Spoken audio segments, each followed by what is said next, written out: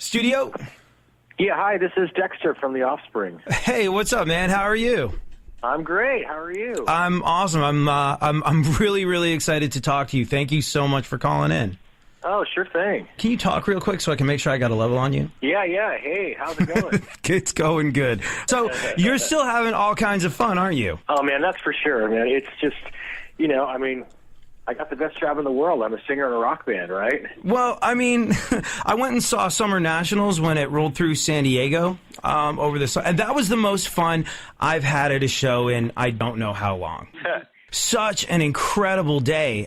You connect with your audience so much, and I have to believe that's because of the amount of fun they see you having on stage. For sure. That show was amazing. I mean, we have the best crowds in San Diego, and it was huge. It was probably the biggest show of the whole tour. And the lineup was great, too, having Bad Religion and Pennywise. It just all kind of made sense. But, yeah, when you get up there and people are going nuts, it just, it gets you. And yeah. How could it not? But the reason I bring up the fact that you're still having fun is, let's be real, if you didn't want to do this anymore, you're certainly a guy with other career options. Let me just run down the list, and you let me know if I'm missing anything. You are a molecular biologist, correct? Yeah, sort of. Yep, you're a flight instructor. You're a pilot. You've piloted a plane around the world solo, correct? Yeah, I did. You are a hot sauce entrepreneur. I've eaten your hot sauce gringo bandito on many a taco and enjoyed it. Yeah, you managed to write these songs that always connect with my inner 14-year-old that make me want to drive fast, punch things, and go meet girls. And that's why I think you got to be having fun. You're still doing it, even though there's any number of other things you could do. Well, that's for sure. Thank you very much. I'm flattered. Thanks for noticing. But, I like to do rad.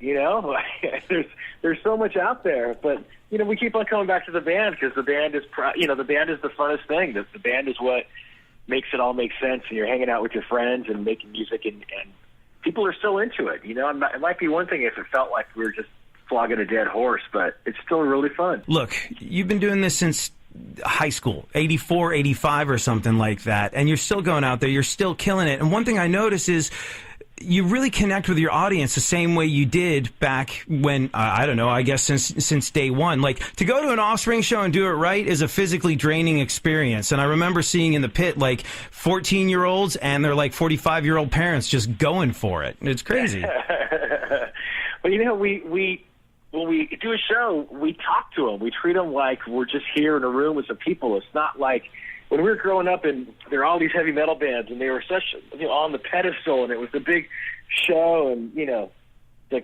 rock and all that stuff. I hated that stuff. I loved the punk shows because it felt like you were part of a gathering. It didn't feel like you were witnessing a spectacle.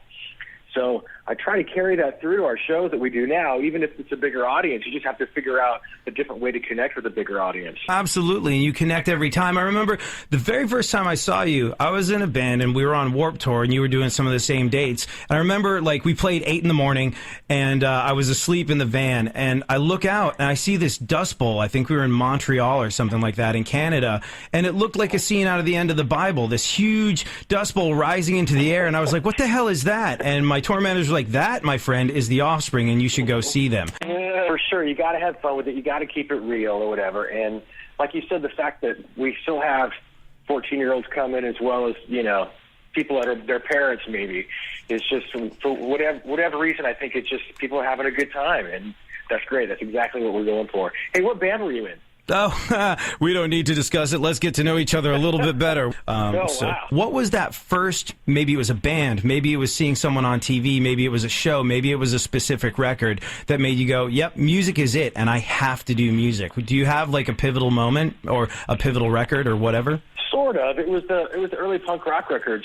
I was always into music, I got Kiss for my older brother and the rock and roll and Led Zeppelin and stuff. But it's when I first started listening to bands like the Dead Kennedys, and there's a really big record for me, a TSOL record called Dance With Me, that it changed me from being a fan to going, wow, I want to do that, the way the Ramones did. You put TSOL out on your record label, Nitro, right? I did, yeah. They sort of reformed years later when I had Nitro, and we did a few records together. It was really cool.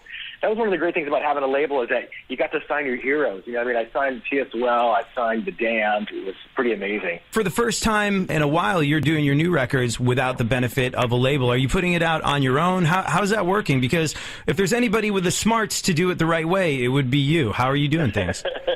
Well, we are doing it on our own. We're one of the few bands that we actually finished our record contract. That's why we don't have a label.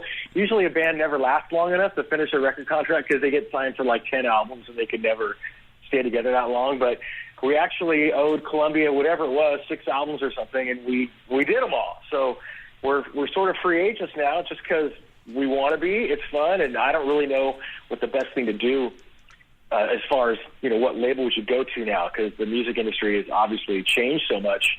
A lot of people are just kind of putting it together on their own. It's like, well, I don't necessarily need a whole label.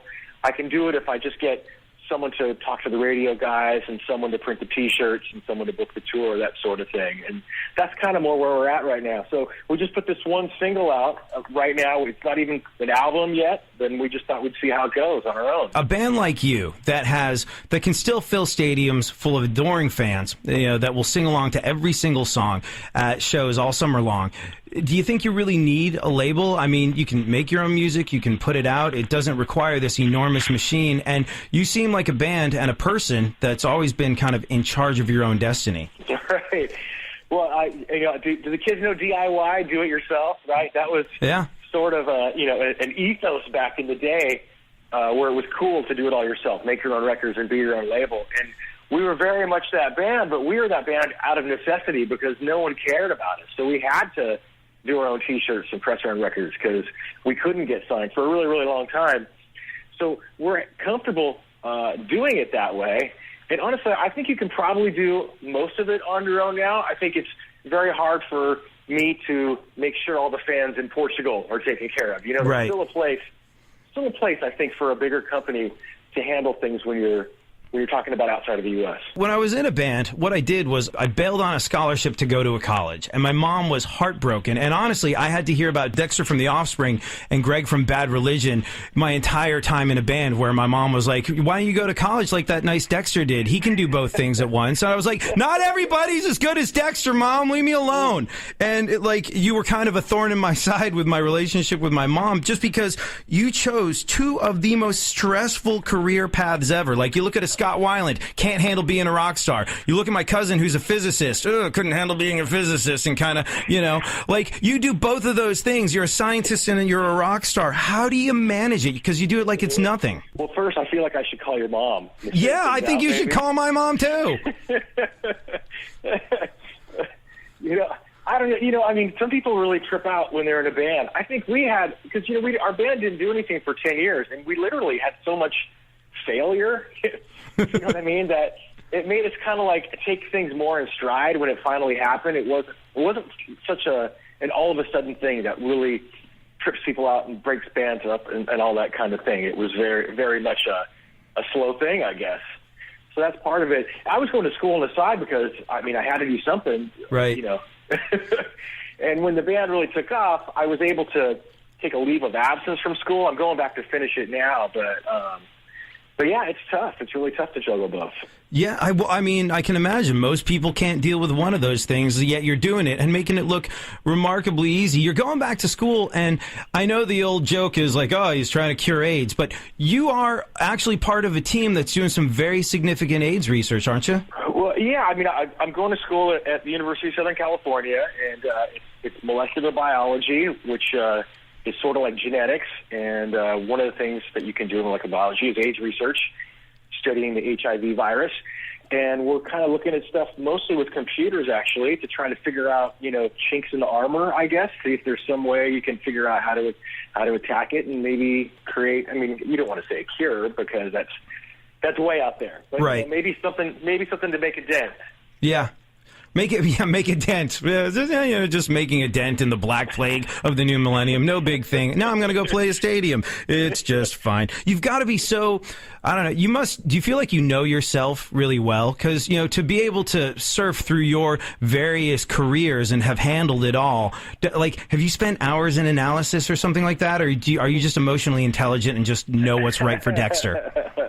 Dude, I don't think I think about it that deep. I just look at something and go, oh, man, that would be really cool. I want to do that. And, maybe I should have more sense than to take on all this stuff. Like, if I had known that the band was going to be as hard as it was, maybe we would have never started. If we had realized how truly terrible we were as musicians when we started, maybe we would have hung it up. But it's amazing to me that it took you, I guess, 10 years to get signed, because you've sold hundreds of millions of albums. Is it the fact that it took record label weasels 10 years to wake up to the fact that they were passing up a gold mine is sort of beyond me. Did you feel some sort of vindication after you broke through and became one of the biggest bands on the face of the planet? Well, for sure, because we were doing something at the time that people didn't get, and now, people like punk rock and stuff, and it's cool and stuff, but it really was kind of weird, kind of out there back then. So when people first started catching on to it, it felt like a big, like you said, kind of a vindication. Like, yeah, hey,